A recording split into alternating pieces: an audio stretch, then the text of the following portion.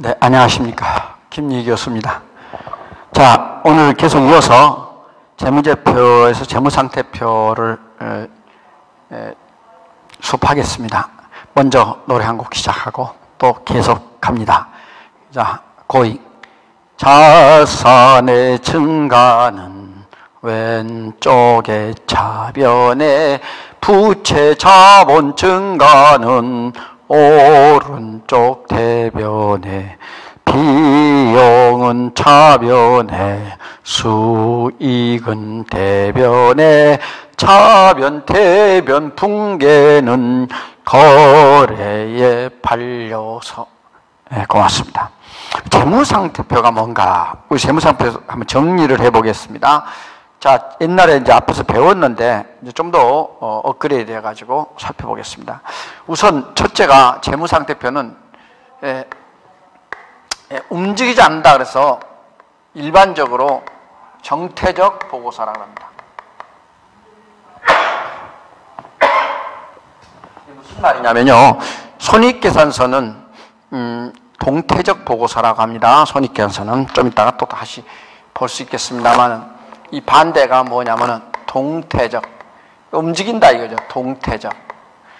태도할 때 태자고요, 정자는 고정됐다 정자고, 움직일 동자, 동태적 보고서다, 이런 게 있어요. 손익계산서를 말하는 겁니다. 이건 소위 말하는 대로 우리가 재무상태표, 대차대여표라고 부르는 재무상태표, 이런 것을 말하는 겁니다. 정태적 보고서라 그러고 이제 이거 두 번째가 또, 이 재무상태는 일정 시점, 일정 기간이 아닙니다. 일정한 시점의 재무상태를 표시한 것이다. 일정한 시점이 재무상태 표시하다. 이 반대로 한번 이제 또 다시 제가 손익계산서에 대해서 설명을 드릴 때 말씀을 드리겠습니다만, 이 반대는 뭐예요? 손익계산서는 어떻게 규정해요? 일정한 기간 동안에 경영성과예요. 재무상태가 아니고 경영성과를 표시한 것이 손익계산서예요. 자, 그렇게 하나 보시고, 세 번째가 이제 뭘 표시하느냐? 자산, 부채, 자본입니다. 자산, 부채, 자본이에요. 그런데 앞으로 여러분 보면 자본을 꼭 지분이라고, 이렇게 몫이라는 뜻으로 지분이라고 표시하니까 꼭 아셔야 돼요. 지분이라는 개념도. 이퀴티. 아니면 뭐 미국에서는 뭐 지금도 지분이라 이렇게 쓰고 있어요. 그래서 자산, 부채, 자본, 이런 것을요. 근데 여기서 하나 특징이 뭐냐면은, 자산은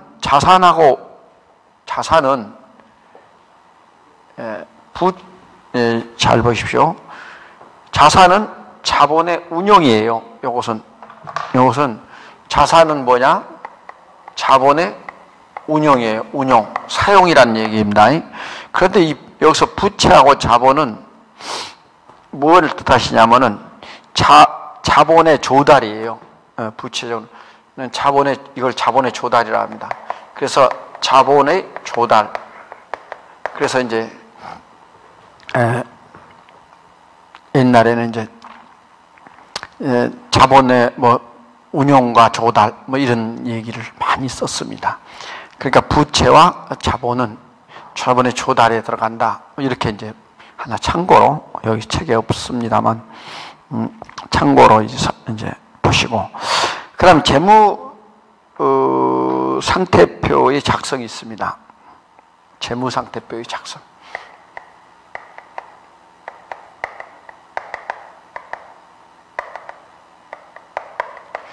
이 재무상태표를 작성할 때는 여러분들 어떻게 작성하냐면은, 이제 재무상태표는 아까 말씀대로 이제 보고식과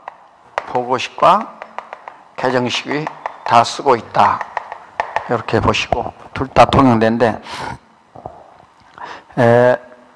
그러니까 일자로 이제 배열되는 게 보고식이라 그랬죠. 이것이 이제 실무에서는 사용되고 있습니다. 계정식은 일반적으로 학습용으로 많이 쓰고 있어요. 학습용으로. 설명하기가 구분하기 좋고 보기가 좋아서 학습용으로 쓰고 있습니다. 이 정도로 설명하겠습니다. 그 책에 그 하나 오타가 나왔는데, 제일 위에서 9줄, 9줄이, 이제 9줄이죠.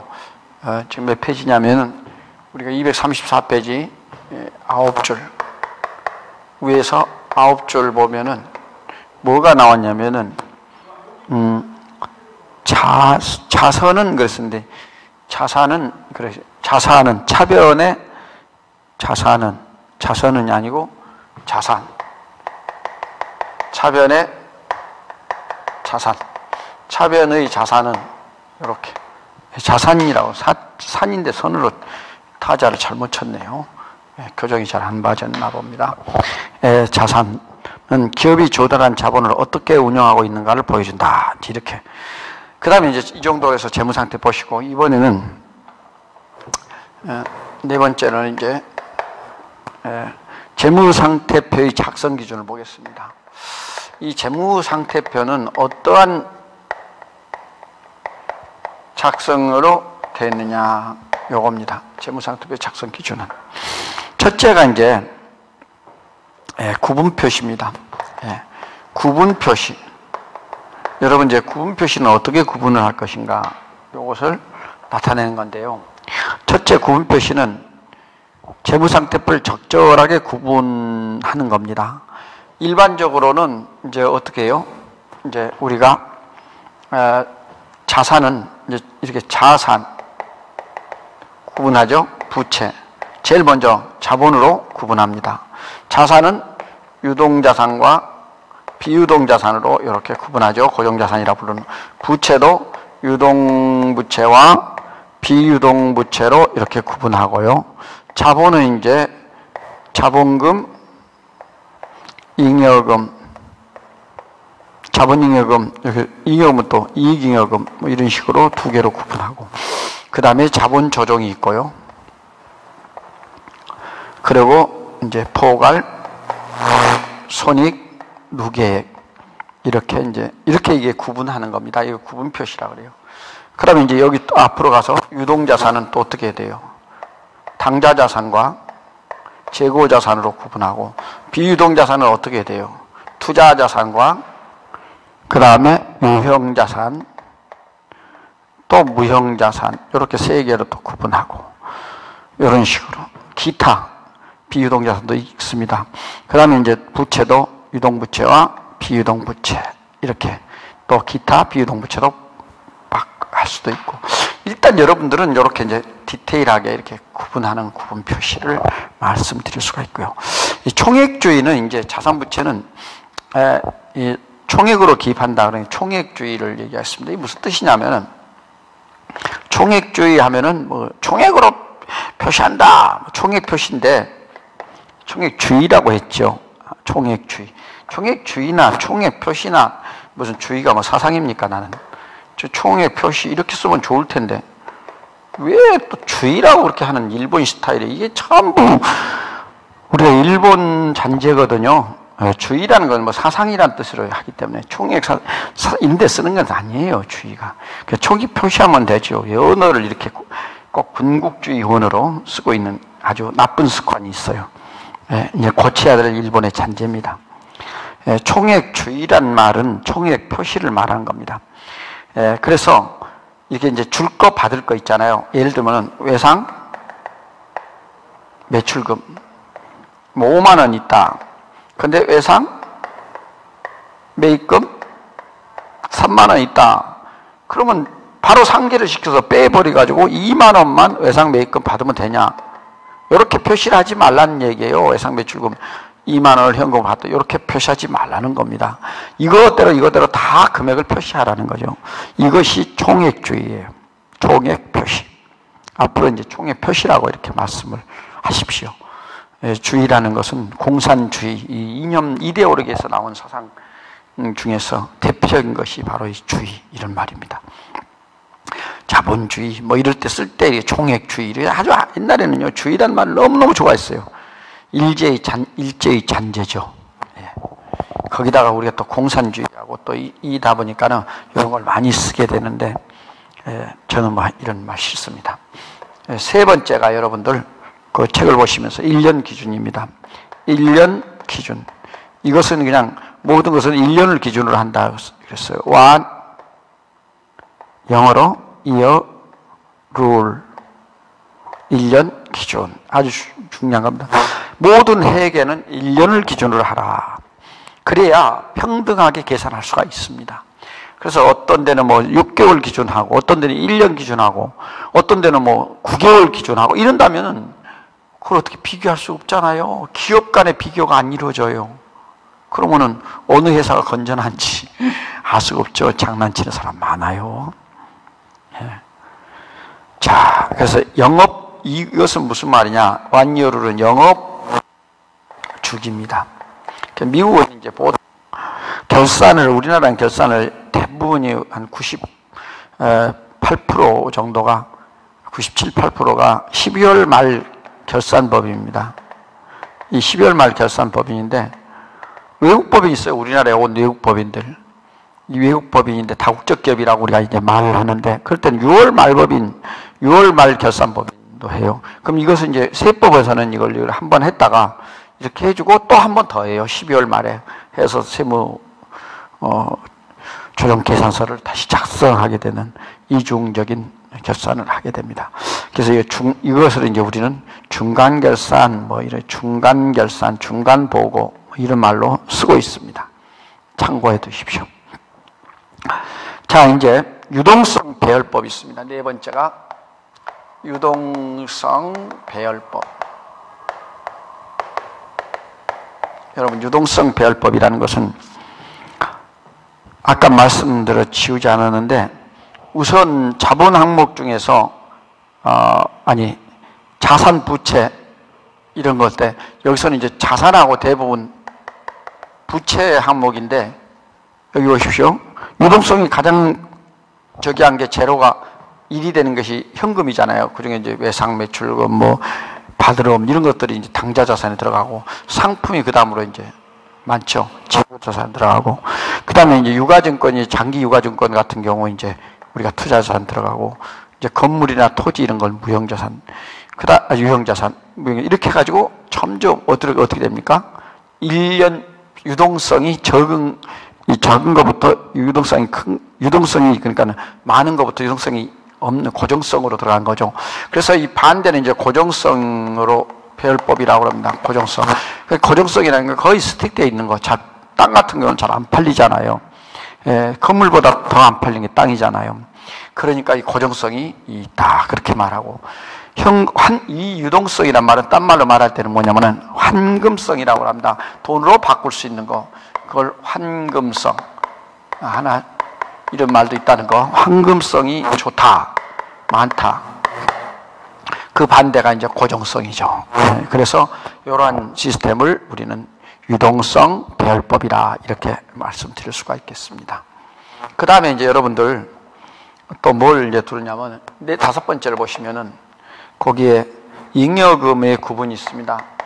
이건 이제 잉여금의 구분은 여기서 자산 부채가 유동성 배열법에 따르면 이건 이제 자본입니다. 자본. 그러면 잉여금이라는 것은 자본 잉여금하고 뭐가 있어요? 이익잉여금 이렇게 두 개로 나누지 않습니까? 요걸 구분하라는 거예요. 그래서 자본잉여금과 이익잉여금으로 구분하다. 이것은 잉여금 구분이라고 그러는데 자본잉여금은 뭐예요? 자본잉여금은 자본거래에 들어가는 겁니다. 요 이익잉여금은 손익거래예요. 여기서 발생하는 것이 바로 그래서 이제 우리가 이제 자본잉여금은 또 좀 깊이 나갈까요? 이거 깊이 나간 것도 아니에요.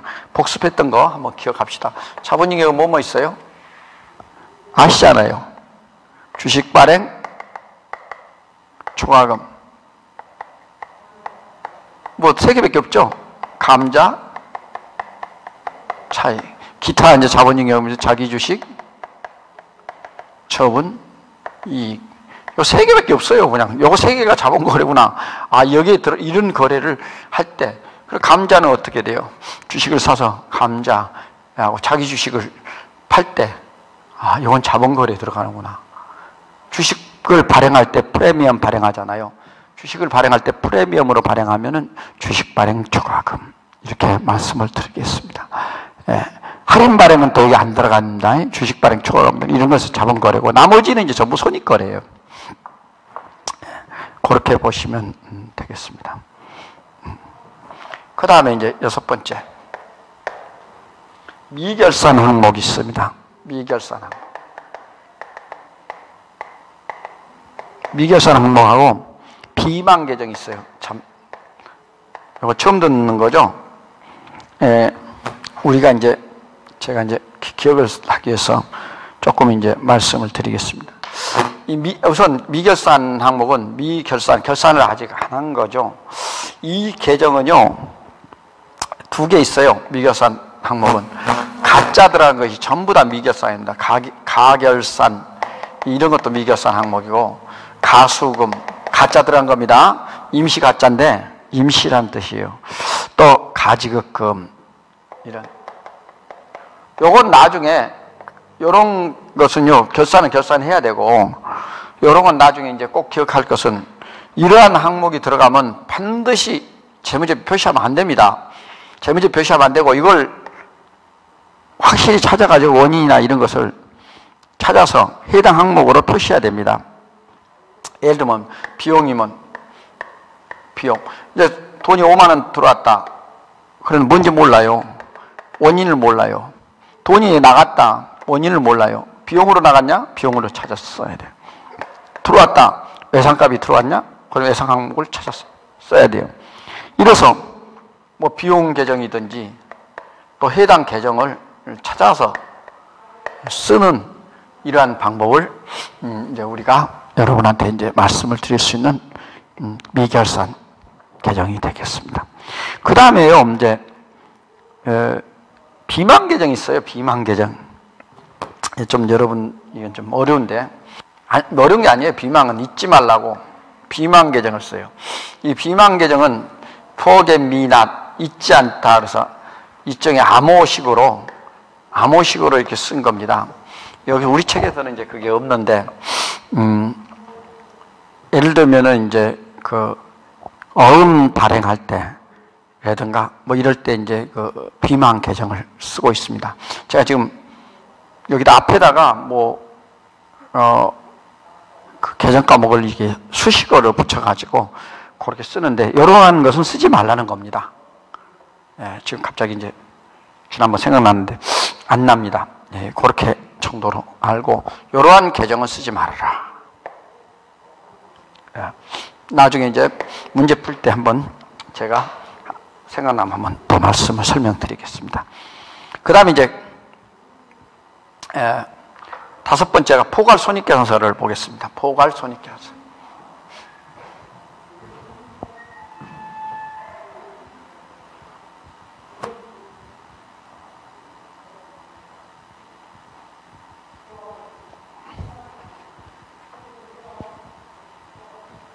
포괄 손익계산서.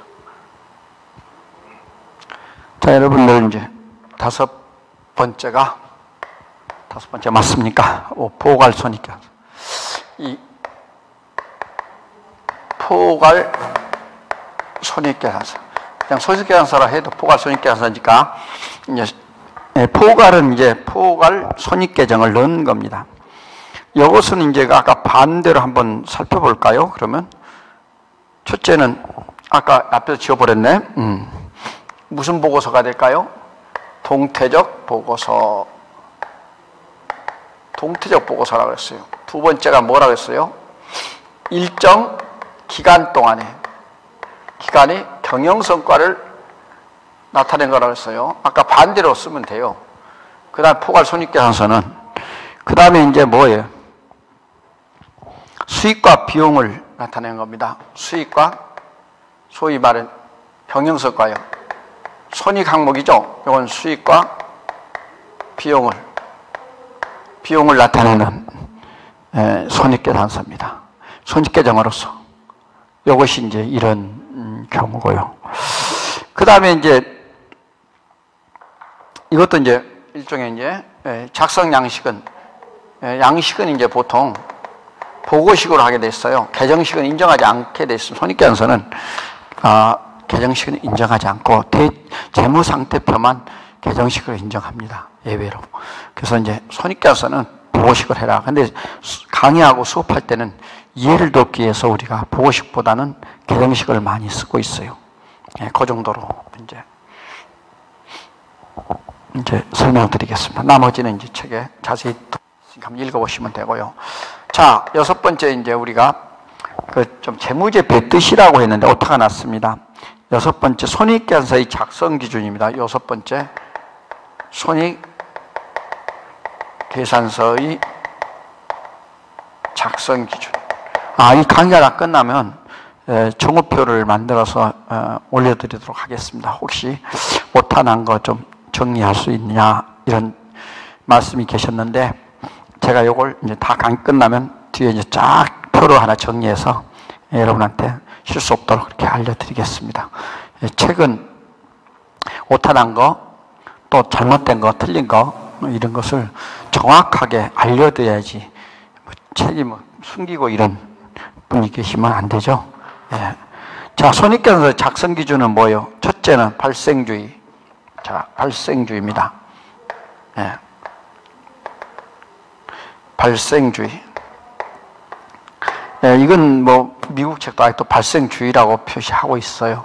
총액주의는 총액 표시라고 표시해 놓고 발생주의는 발생주의라고 하는 건데 왜 이렇게 주의를 좋아하는지 모르겠습니다.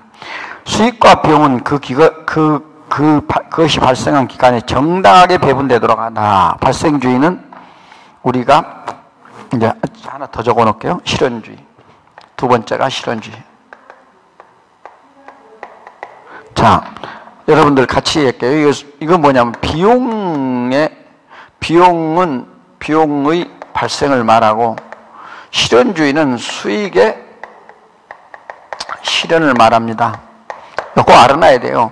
그러니까 이걸 좀 정확히 말한다면은 수익은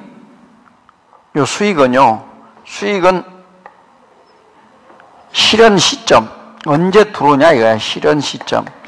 예를 들면은 일단 뭐 외상으로 나갔다 그러면 발생주의잖아요. 이 발생주의는 바로 발생한 시점인데 우리가 지금 추구하는 건 수익은 실현주의를 잡지만은 비용은 발생주의입니다.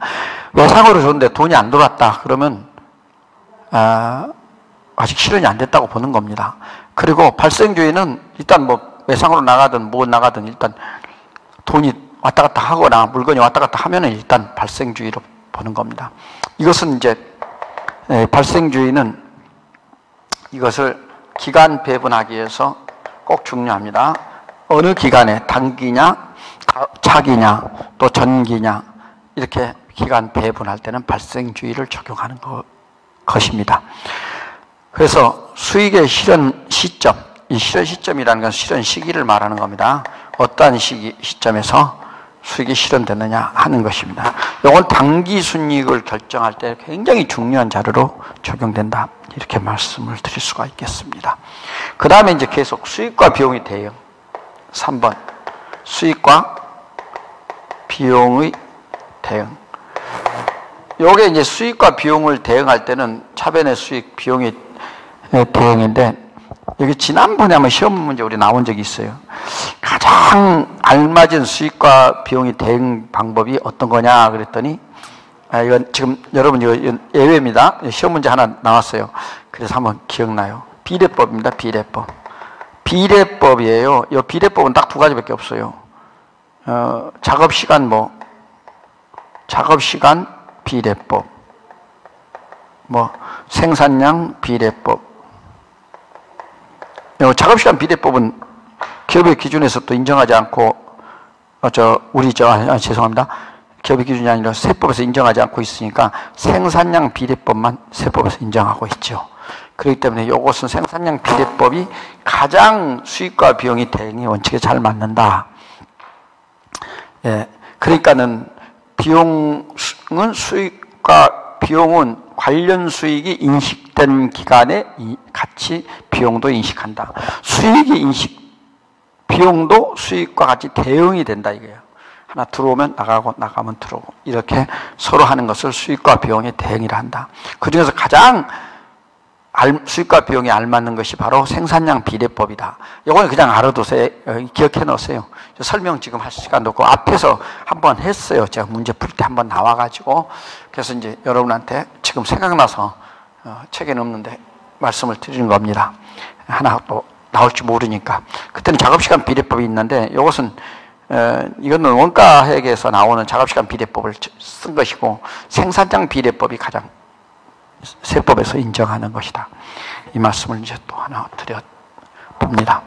네 번째가 이제 구분 총액 표시예요. 총액 표시. 총액 주의라고 나왔는데 총액 표시가 더 좋죠. 표현이. 수익과 총액은 뭘로 한다? 아까 설명했으니까 총액으로 한다. 생략하고. 그 다음에 이제 구분 표시. 우리나라의 구분 표시는 손익계산서의 구분 표시는 구분주의 이렇게 안 하고 또 구분 표시라고 했어요. 이건 4구분, 4개로 구분 표시합니다. 클래시피케이션이라고 영어로 하는데 이렇게 per classification로 합니다. 우리나라는 5구분, 옛날에는 5구분 했어요. 어떻게 했냐고요? 첫째, 매출 총손익 1구분, 영업손익, 법인세 비용 차감전 순손익, 그리고 마지막에 당기 순손익. 주당 순손익은 아니에요. 당기 순손익은 4가지로 해요. 주당 손익은 그냥 나눠주는 것이기 때문에 구분 표시는 아니에요. 그래서 여기 5개 이렇게 구분하여 표시한다 이랬는데 그냥 주당 손익은 4구분이 아니에요. 그것도 기억해 놓으세요. 자본 변동표 이제 들어가겠습니다. 7번. 자본 변동표.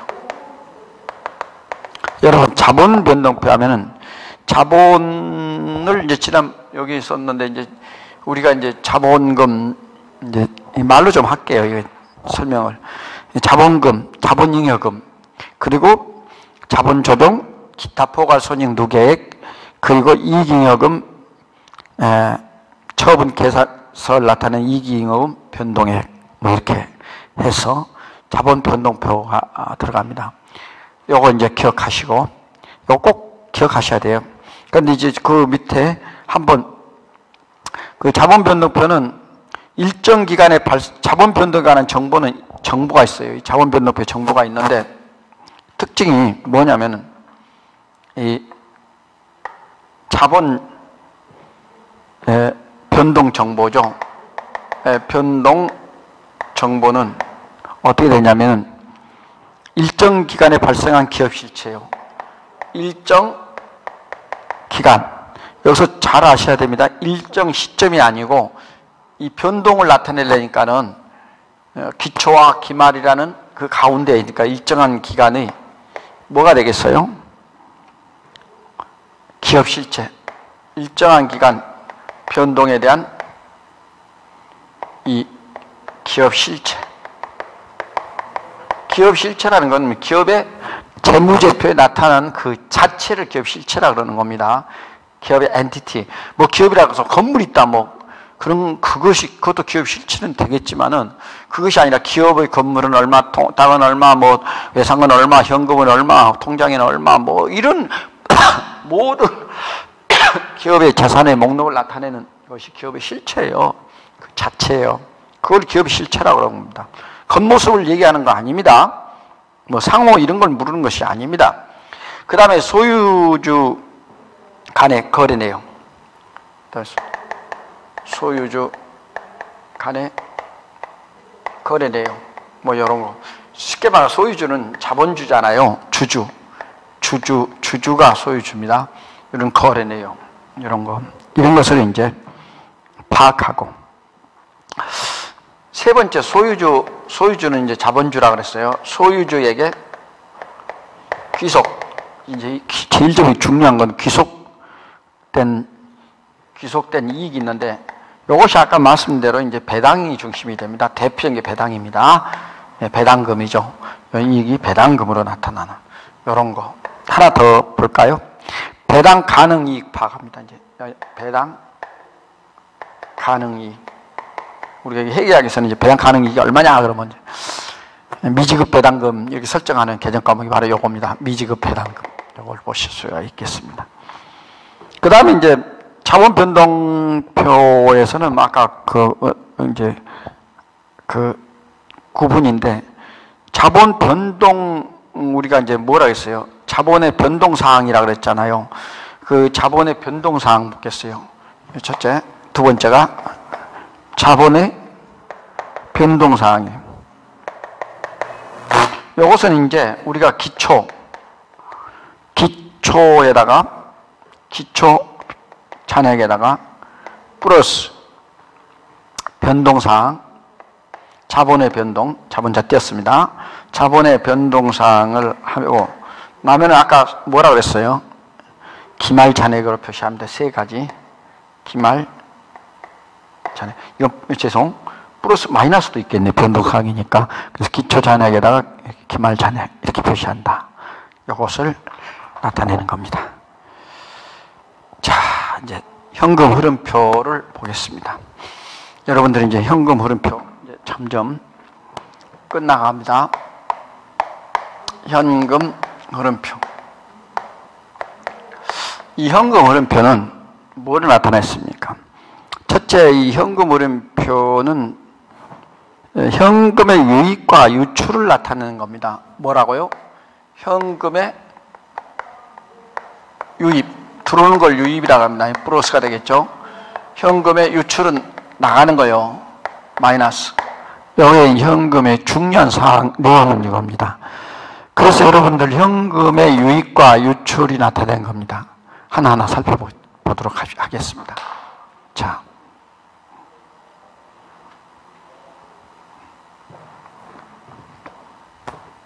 현금 흐름표.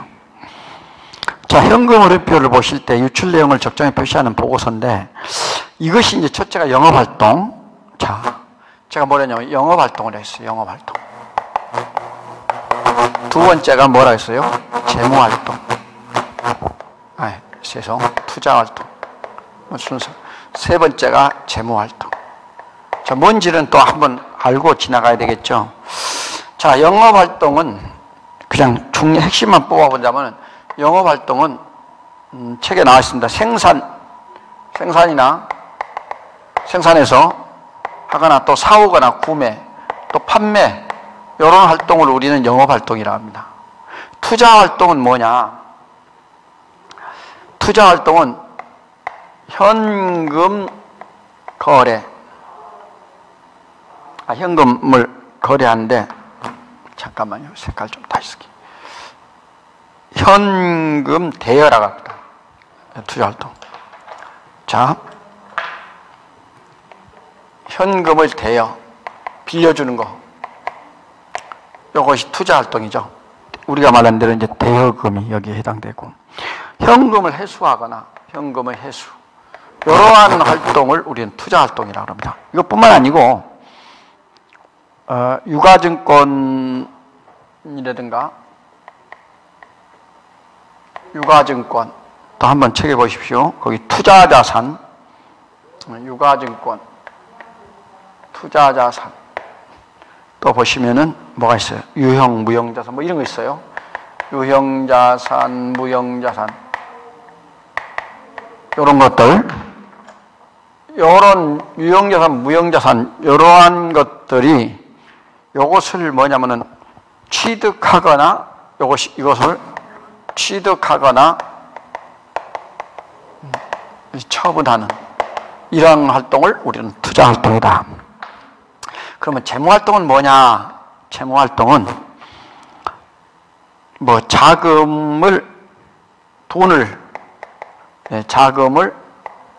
빌려오는 걸 뭐라 그러죠? 차입.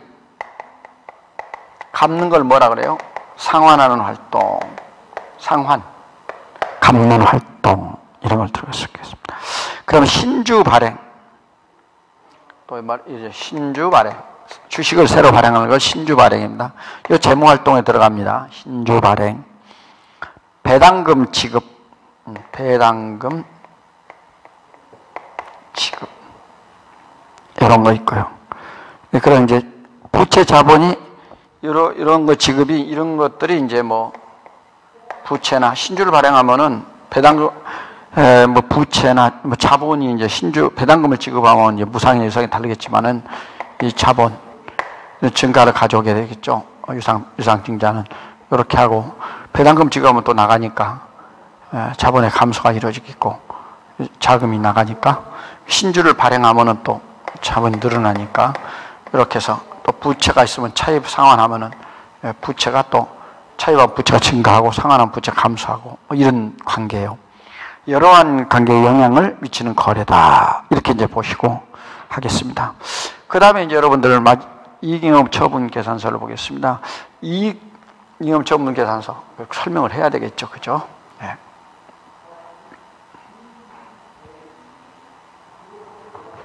여러분들 하나하나 제가 빠짐없이 설명을 드립니다. 뭐 책에 있다고 읽어보라 하면 아무것도 안 돼요. 자, 9번째가 이익잉여금 처분 계산서. 잉여금 처분 계산서.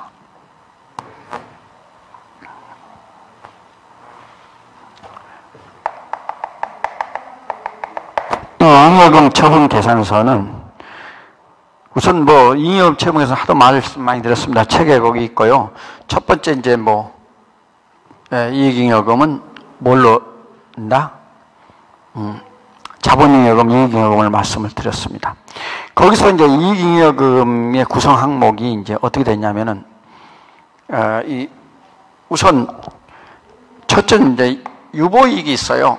회사에서 남겨놓은 이익을 유보이익이란데 유보이익은 어디다 하냐면은 회사 안에다 하기 때문에 회사 내니까 사내잖아요. 사내. 여러분들 뭐 회사 안에 결혼하면 사내 결혼 이러듯이 회사 안에다 놔둔데서 사내 유보. 사내에다가 유보식 회사 안에 남겨놓은 걸 사내 유보라고 합니다.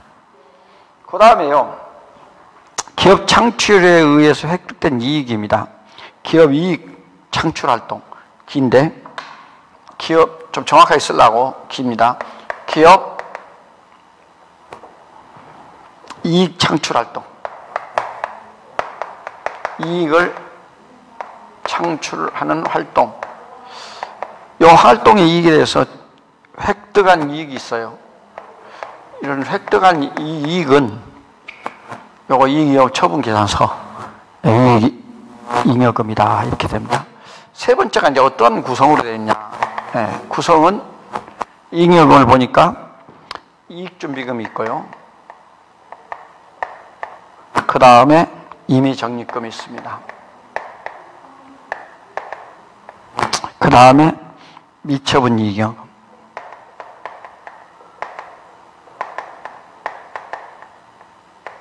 네, 이런 식으로 구성되어 있습니다. 물론 결손금이 날 때는 미처분이 아니고 이제 이때는 미처분이 아니고 미처리. 이렇게 결손금은 처분이란 말 안 쓰고요. 처리라고 써요. 그래서 이익잉여금 대신에 이제 결손금이 나오죠. 이제 결손금 이렇게도 이제 한다는 이 정도만 아십시다. 뒤에 가서 문제 풀면서 한 번 더 다루기도 하고. 자, 주석을 냈어요. 시주석. 이 주석인데 나 이거 말하고 싶진 않아요. 주석. 왜냐하면 주석이 틀리다는 게 아니라 하도 출제한 사람들이 엉터리라서 묻는 것이 좀 정확하게 주석 내용을 포함한다 그래야지. 주석이 포함된다. 주석이 재무제표가 아닌데 주석이 어떻게 그게 주석이 재무제표예요? 그러면 주기가 재무제표입니까? 무식한 놈들 다 모인 새끼들.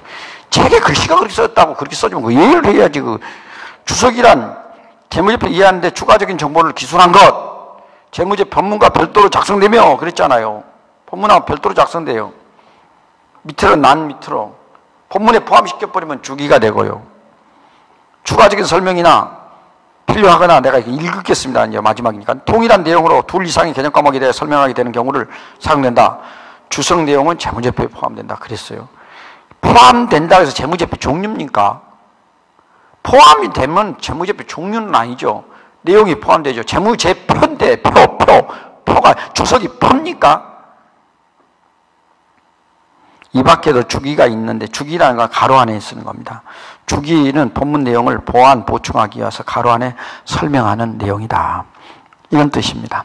그래서 여러분들 이 주기는 주석도 주기가 있는데 주석은 난외 주기라고 합니다. 우리가 일반적으로 논문 쓸 때는 뭐 이건 필수 조건이죠. 주석은